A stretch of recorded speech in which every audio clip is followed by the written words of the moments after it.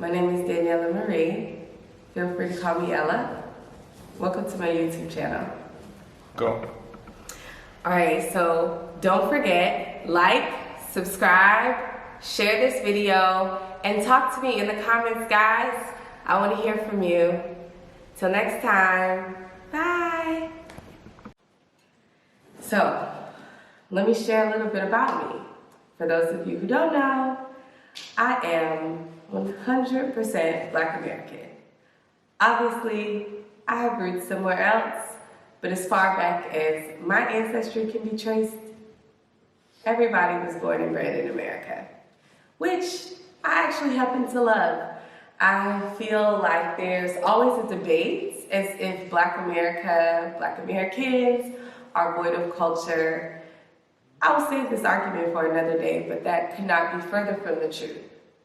Needless to say, I still recognize that I have roots somewhere across the water. So, let me share a little bit more about myself. I went to school. I attended Spelman College in Atlanta, graduated. I then went to law school at Howard University School of Law. So I'm a fully trained, licensed attorney in America. I own a law practice in Atlanta, Georgia. I am a member of a sorority. I'm an AKA. I am also the owner of, the founder of a nonprofit called My Ancestors Dream, because of course, I'm my ancestors' dream. In addition to that, I really had a goal of empowering others, helping others celebrate personal achievements, no matter how big or small the achievement is. And that's what I do through the nonprofits. Started the pandemic, like all of you, I'm sure. We're living indoors. Life was not very fun at all. So I was bored and I needed a change. I decided to take a couple trips. Those trips eventually led me to Africa. And so while on a trip to Ghana, very unexpected last minute trip, I had one friend in Nigeria. I'm sure much like all of you, I've heard all the same things about Nigeria, so wasn't really eager to come visit. But my friend really pushed me to come out, visit it for myself. So I decided to take him up on that. So during this trip to Nigeria, it was 1 week, not very planned, decided to kind of wing it. Honestly, I feel like God must have wanted it all to happen perfectly, because by the end of this 1 week, let me not get ahead of the story. You'll see. So anyways, how it happens, I flew from Ghana to Nigeria. The flight was about 40 minutes. Landed, unlike any other experience anywhere. I got off the plane onto the ground. I had never gotten off at that place.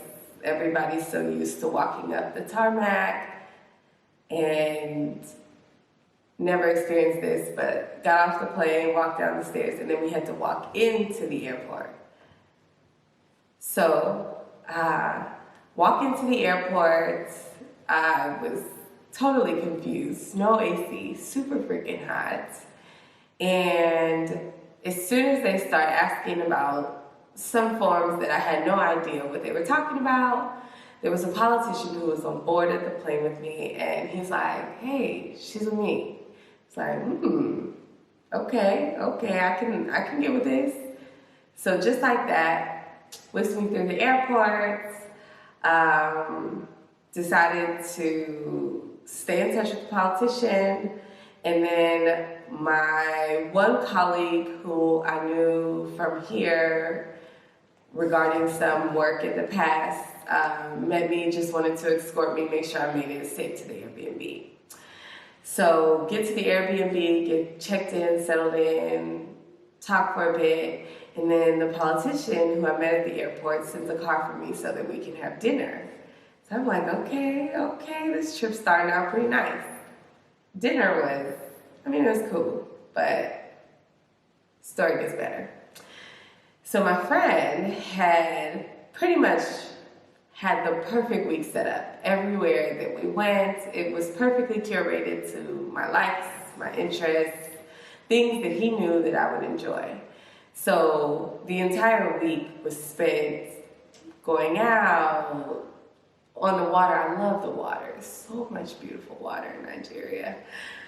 So going out, having dinner on the water, meeting people who I found to be incredibly insightful, helpful, just a pure fresh air, pure joy.